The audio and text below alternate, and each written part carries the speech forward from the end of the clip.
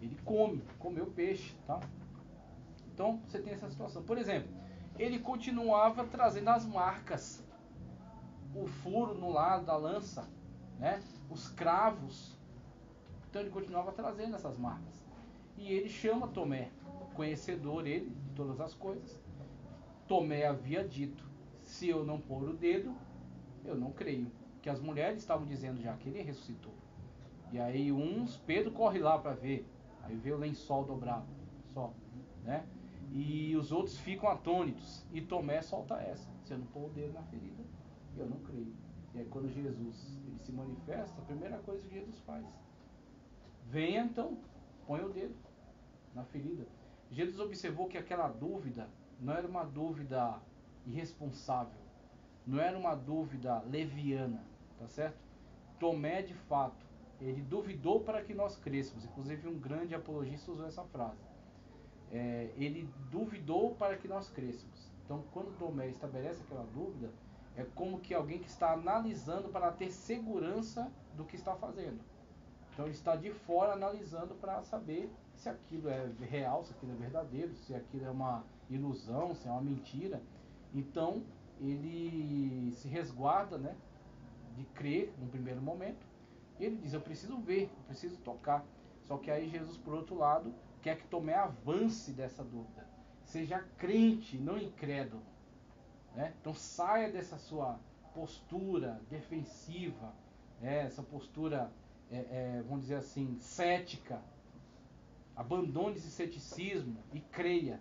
E aí a confissão que Tomé faz para mim é uma das mais lindas: meu Senhor e meu Deus. Jesus é Deus agora para Tomé, né? O Tomé duvidoso, melancólico, né? Aquele introspectivo, analista, crítico, né? Agora Jesus é Deus para Tomé. Então é interessante a gente olhar isso, porque tem essas características e cada um de nós temos tendência a ser mais colérico, mais fleumático, mais melancólico, mais sanguíneo. E a partir dessas características nós também lidamos de formas diferentes com as situações. Então, enquanto um é mais reflexivo e demora para tomar decisões, porque ele é melancólico, o outro é estourado, é colérico, ele quer resolver agora, né? E o outro é mais sanguíneo, ele meio que se envolve sentimentalmente com as coisas. Então, se alguém muitas das vezes faz uma crítica, essa crítica nem era voltada a ele como pessoa, mas só alguma coisa que ele disse, alguma decisão que ele tomou, mas ele toma aquilo como pessoal, porque ele tem um envolvimento todo sentimental com as pessoas. Por outro lado, ele também é muito afetivo, cativante, e as pessoas se sentem acolhidas por ele, mas fica sempre essa coisa, do jeito que ele é cativante, mas ele também acaba se envolvendo muito com isso, sofre muito, né, e acaba externando isso para as pessoas. E o outro é fleumático, é conciliador. O problema do conciliador é que às vezes ele fica muito em cima do muro. Ele não se decide nem por esse nem por aquele, porque ele não quer conflito, ele foge do conflito. Então ele quer resolver, ele quer chegar num denominador comum, onde todos fiquem felizes. Só que chega um momento que tem que dar um basta, falar: não adianta você tentar uma conciliação. Você tem que escolher um lado e ficar, e seguir esse lado, e o outro não vai gostar, e paciência. Então, isso eu estou colocando para quê? Para vocês verem que Deus tem as ferramentas certas para cada momento. Então, todas essas características são importantes para o reino de Deus. Tanto o cara mais introspectivo, que é mais reflexivo, que vai meditar para tomar uma decisão mais pensada, né? Pode falar. Professor, pode perguntar, né? Alguns têm características inatas de líder, né? Então, um colérico e um sanguíneo, a liderança para eles é mais fácil. Eles aparecem facilmente, tá? Agora, mesmo você sendo talvez fleumático, melancólico, você pode em algum momento exercer uma liderança. E aí você tem que ver agora o tamanho dessa liderança. Enquanto que um lidera milhares de pessoas, está à frente de uma mega igreja, então ele tem as aptidões para isso, tá certo? Está à frente dessa obra. Outro é líder da sua família, na sua casa, no particular, mas de certa forma todos exercem influência. O Tá? sanguíneo colérico, ele tem... Esse traço de personalidade, ele não sofre tanto, na verdade, ele naturalmente aparece, se expressa, toma a frente. Um colega, por exemplo, diante de uma certa situação, ele é o primeiro a querer agir. Ele é o primeiro a querer resolver. Não necessariamente ele toma as melhores decisões, mas ele age. É melhor do que a inatividade. Então, muitas das vezes, enquanto o outro está pensando, não, mas o que eu posso fazer? O que eu posso fazer? O que eu posso fazer? Ele já fez. Aí, às vezes, ele fez errado, e um melancólico vai lá, às vezes, dá um conselho e fala, ó, você devia ter feito de outro jeito. Ah, então peraí, deixa eu consertar. Mas ele já fez. Então, as pessoas já o veem como líder. Ele talvez não seja um bom líder, mas as pessoas veem ele como líder. Porque ele sempre está à frente das coisas. E o sanguíneo também. Por quê? Porque ele, por se expressar muito, ele cativa as pessoas. Então brinca com um, dá um apelido pro outro, vai na casa de um, mexe com o outro e tal. Então tá na cabeça de todo mundo. Todo mundo pensa numa pessoa que interage, né, que é de conhecimento comum e já lembra dele, porque é característica dele. Ô professor, como identificar, por exemplo, a gente está no meio de pessoas, e como identificar que aquela pessoa ela tem uma vocação para ser líder? Você vai ver algumas características, por exemplo, no caso, como a nossa liderança é uma liderança cristã, não é apenas características inatas da personalidade. Então você vê um cara, olha, ele é um cara de atitude, tá certo? É um cara decidido, é um cara que toma frente. Mas eu não vou analisar só o fato dele querer assumir a liderança. Eu vou ver qual é o seu padrão de comportamento. Então, mesmo que ele tenha essas características inatas, eu quero ver evangelho. Eu quero ver se ele tem testemunho cristão. Eu quero ver se ele está pautado na palavra de Deus. Eu quero ver se ele traz as pessoas para a comunhão, tá certo? Se ele promove a comunhão entre os irmãos. Então, eu posso até dizer, ó, essa pessoa morre de vontade de tomar liderança, que eu vejo que ela sempre quer dar opinião, sempre quer estar à frente, mas o testemunho de vida dele me mostra que ele não está pronto para isso. Então, você vê, olha, aqui temos qualidades inatas de um líder, mas eu preciso ver se junto com isso eu vejo um cristão, eu vejo uma pessoa que é de fato pautada pelo evangelho. Se casou, tanto ele tem essa característica, como também ele é homem de Deus, então eu não vejo por que não a gente apoiar. Não, de fato, vai lá, irmão, exerce mesmo. Quer liderar um grupo de evangelismo? Vamos lá, eu vou junto com você. Vamos trabalhar. É líder do quê? Quer um ponto de pregação? Então vamos abrir, vamos cooperar, vamos ajudar. Então eu vou junto. Por quê? Porque eu vejo Cristo em você.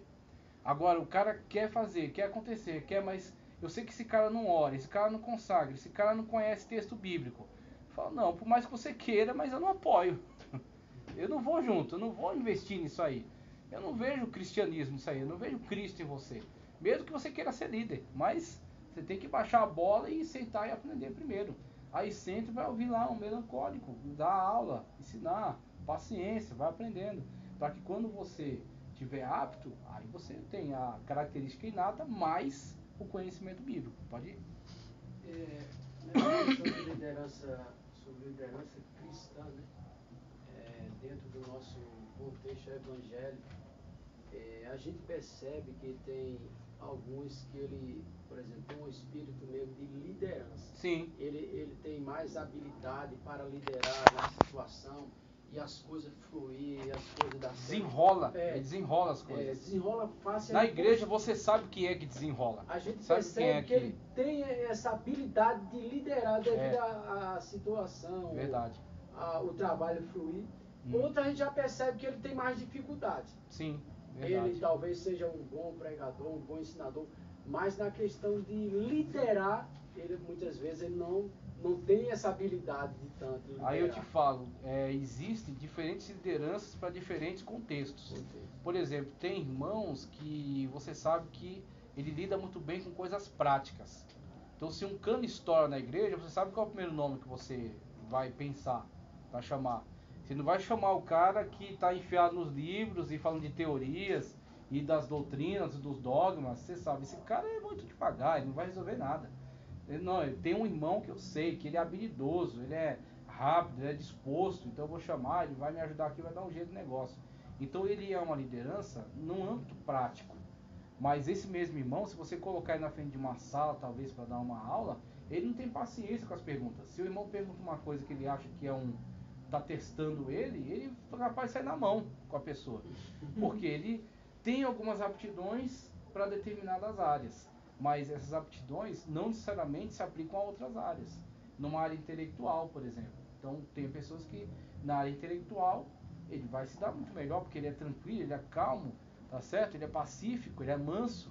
Mesmo que o cara tentar testar ele lida bem com a situação e responde, e trata as pessoas com respeito, né?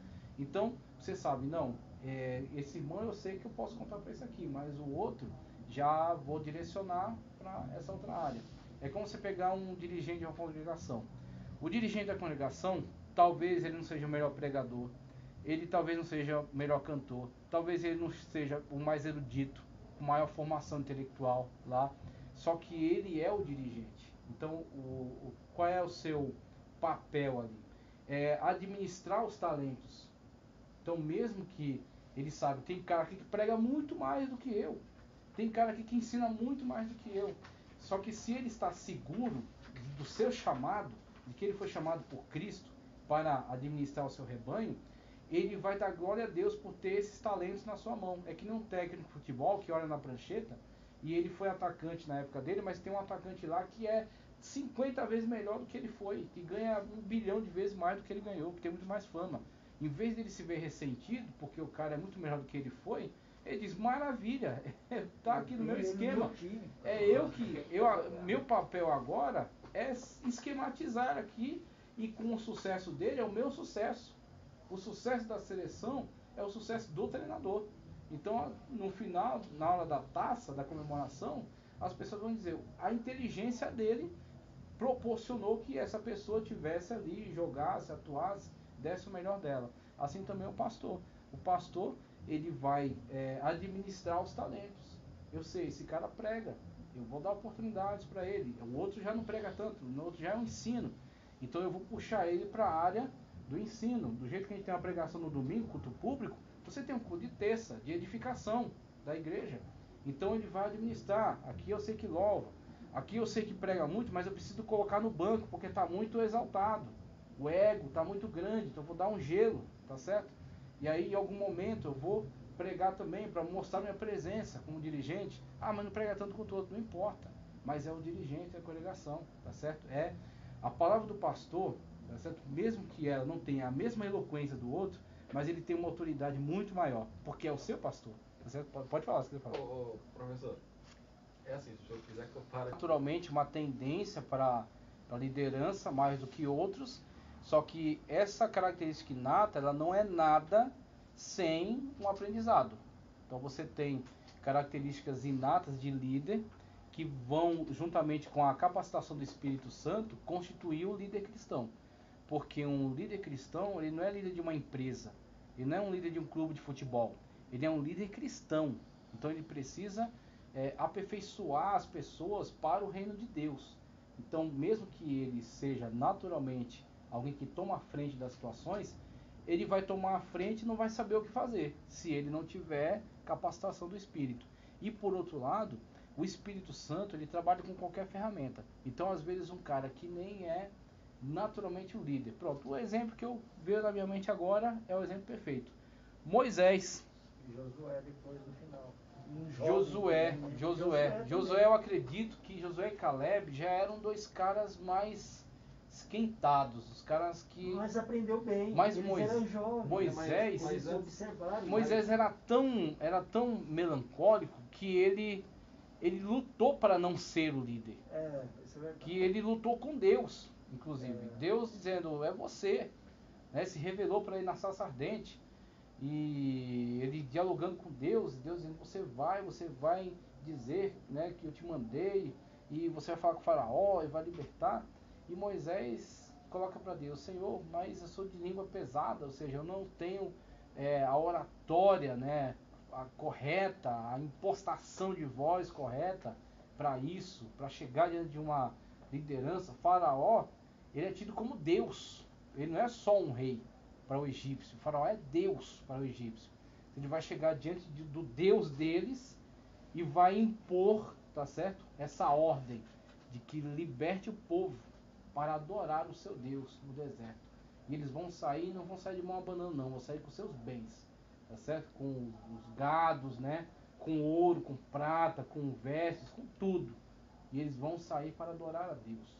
E aí Moisés, diante disso, ele luta com Deus, até que a ira de Deus se acendeu. Eu nem imagino que deve ter sido isso. A ira de Deus se acendeu e Moisés, diante daquela situação, ele vendo já a sua morte, ele diz, tudo bem. Aí ainda negocia com Deus para colocar Arão junto, né? Aí Deus diz, você vai ser como Deus e Arão como seu profeta. Então você fala e o Arão coloca essa situação diante do faraó. E depois foi dor de cabeça para Moisés, né? Mas tudo bem. Então você tem essa situação. E é interessante. Mesmo depois de Moisés receber a missão, Moisés ainda fica lidando de uma forma relapsa. Ele lida de uma forma irresponsável, porque ele não queria, de hipótese alguma, ele queria ser o líder. Quando ele pega as Zípora para partir, né, para o Egito, a coisa vai acontecer mesmo, no caminho, ele lidando de forma tão irresponsável com isso, que ele nem circuncida seus filhos. Como é que o cara vai ser o líder dos hebreus, pacto abraâmico da circuncisão, e vai chegar lá com os filhos não são nem circuncidados? Aí o que Deus faz? Deus manda o anjo da morte, que aborda eles no caminho, e a esposa, que devia ter já algum conhecimento, porque essa tribo tinha lá algum contato, né? Era meio que aparentado de Abraão, ela vai lá e pega uma pedra e circuncida e joga o prepúcio no pé de Moisés e fala, você é um esposo sanguinário. Ou seja, a sua atitude irresponsável ia nos levar à morte, ia levar lutando contra isso, até que chegou um momento que não tinha mais o que fazer, estava no Egito, diante do faraó, com a saída do povo e tudo. Tanto que no final ainda é dito que Moisés era o mais manso da terra, porque para lidar, né, com 600 mil homens armados, mas cada homem daquele tinha 2, 3 mulheres, mas tinha não sei quantos filhos, sem contar os velhos. Eram mais de 2 milhões de pessoas, 3 milhões de pessoas se locomovendo num deserto. Então, se só perguntar, querido. Não, eu ia deixar. Aquela frase que ele fala, a gente jogou os negócios no fogo e saiu isso aí. Ia tomar um tapa na cara com a frase daquela. Pode te perguntar aqui. Então, Varão. Uma coisa mais cínica. Então, aí você respondeu uma. Eu já estava com esse pensamento seu aí que você falou. Não, e da soberania de Deus. Então, muitas das vezes, diante daquela situação, tem que ser essa pessoa. Então, Deus vai ordenar que ela, vai dirigir tudo para que ela seja, mesmo que ela não quer. Por quê? Porque Deus é soberano.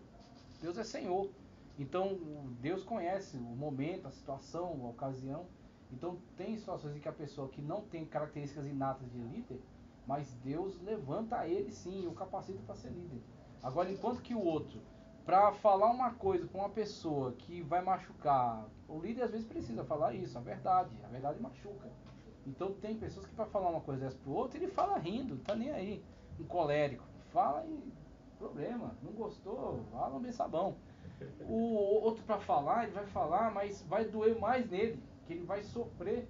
Uma pessoa que é melancólica, é introspectiva, aí ele vai abordar o outro, vai falar sobre um erro dele e vai ver que a pessoa vai sofrer com isso, ele vai sofrer muito mais. Então, às vezes é uma pessoa que vai lidar com aquilo, mas com um sofrimento maior, né, devido ao envolvimento dela com aquilo que está fazendo, né? Então, devido às características da personalidade dela.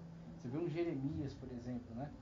Jeremias que vem naquele momento terrível do povo, e Jeremias profetiza, e ele sofre com aquele processo, tá certo, do desenvolvimento do seu ministério profético, com mensagens duras, mensagens de destruição, de juízo. E chega um ponto que Jeremias diz, o Senhor me enganou. É uma frase, tem que ter muita intimidade com Deus, certo? Para você colocar uma situação dessa e não ser reputado como alguém leviano, né? Alguém que está desrespeitando a soberania de Deus, né? Mas por quê? Porque Jeremias, ele sentia isso, ele se sentia dessa maneira. Ele que tinha uma ascendência sacerdotal e agora estava naquela situação, né? E profetizando aquelas profecias de destruição. Até que, graças a Deus, pelo menos uma profecia de Jeremias é a profecia do retorno do cativeiro, né? Ele até compra a terra, faz uma escritura, né? E coloca lá como um ato profético, né? De que o povo vai passar 70 anos e vai voltar. né? O irmão é tipo igual Paulo. Paulo ele foi chamado por Jesus. Recebeu a sua falha e Edmilson, mas por ser homem de Deus, né, ele recebeu nosso irmão ali falou na questão da...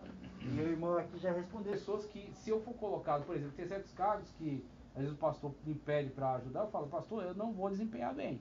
Um líder de mocidade, por exemplo, Ser direto. eu falo, pastor, não tenho as aptidões para isso, a vocação para isso. Tem outras pessoas muito melhores do que eu, que sabe se relacionar legal com as pessoas. Então eu fico muito na minha vocação. Você vai direto com o teu pastor, mas se ele falar assim, não, mas eu preciso... Não, eu preciso e pronto, aí você vai se virar. Você vai porque você não pode deixar... Você exatamente. vai desenvolver, é isso que eu quero falar. Eu, por exemplo, eu sempre gostei de estar na frente do evangelismo e tal, e eu não sabia como pregar para adolescentes, por exemplo. Sim, sim. 5 anos eu entreguei, não foi, eu falei, pô, fechou. Eu não achei que eu ia ser líder de adolescentes. E, portanto, que a gente tornou líder, a gente aprendeu como ser líder para jovens e desenvolver. Aí como que a gente vai? Olhando para um, olhando para outro. O nosso pastor é fundamental para dar crescimento e maturidade para essa liderança. E a verdadeira formação do líder não é teórica. Não é teórica. É na prática, onde você vai observando as demandas. As necessidades surgem. Então existe necessidade, eles precisam agora de alguém que os exorte. Eles precisam agora de alguém que os apoie. Ele precisa agora de alguém que se preocupe com questões pessoais, que dê um telefonema, tá certo? Então você vai construindo o líder necessário. Então o líder que é bom aqui, não necessariamente é um líder bom em outro lugar. Então você tem que ser o líder de acordo com a necessidade daquele local, daquele momento. Daquelas pessoas. Uma coisa que eu aprendi, um minutinho só, que a gente fechar meu raciocínio. Uma coisa que eu aprendi, por exemplo, a gente está lidando com várias pessoas, não é uma ou duas.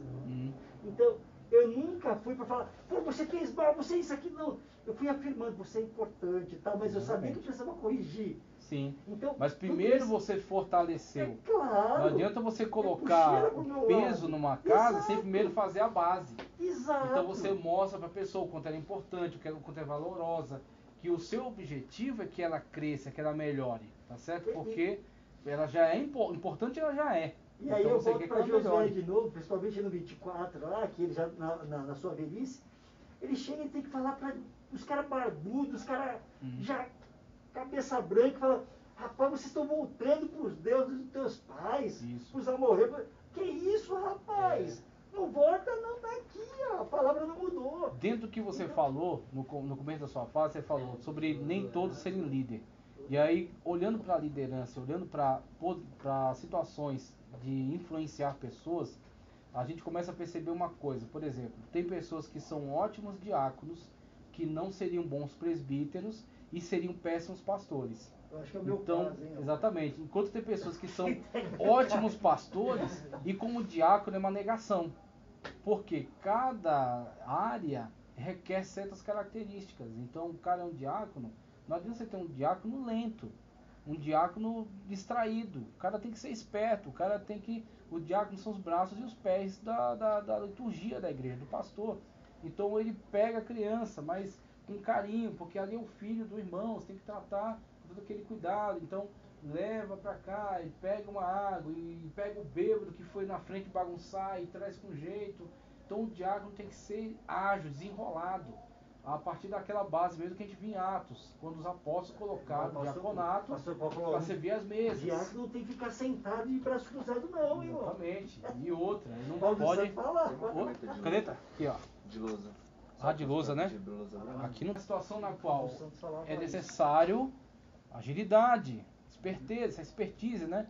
Então, não pode dar retaguarda para a porta da igreja, tem que estar atento ao movimento. Então, esse é o diácono. E tem pessoas que a aptidão dela é para isso, dinâmica. Quando você pega essa pessoa com toda essa capacidade e você senta no púlpito para ela virar um presbítero, muitas das vezes ele se vê desiludido com isso, porque não é a praia dele, não é o local, não é o lugar dele. E aí eu vejo o seguinte, a pessoa tem que ser sincera consigo. E aí muitas das vezes a pessoa olha para essa questão hierárquica como uma escada, e não necessariamente. é uma visão distorcida. Jesus Cristo, na sua época, ele destruiu essa visão. Agora a gente fica realimentando ela, porque a gente traz uma visão corporativa, tá certo? Empresarial para dentro da igreja. E a igreja, ela não tem essa visão empresarial corporativa. Cristo disse: aquele que quiser ser maior entre vós, seja vosso servo. Isso não funciona em outros contextos. Isso funciona no contexto da igreja. Então quem quiser ser maior, seja o servo. E ele não estava com isso destruindo as pessoas. Ele estava de fato as orientando. Você quer crescer? Quer ser importante?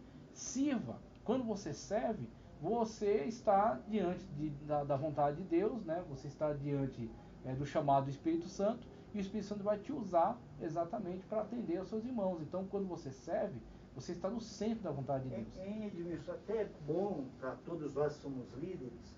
Conteúdo, claro, porque você não vivenciou, você não teve experiência. Ô, pastor, Pode falar. questão Bem sucedido, é, né? E tem alguns numa- fatores, viu? E um dos fatores que eu acredito ser o mais sério é quando a pessoa ela não tem, vamos dizer assim, ela não faz a análise correta do seu contexto.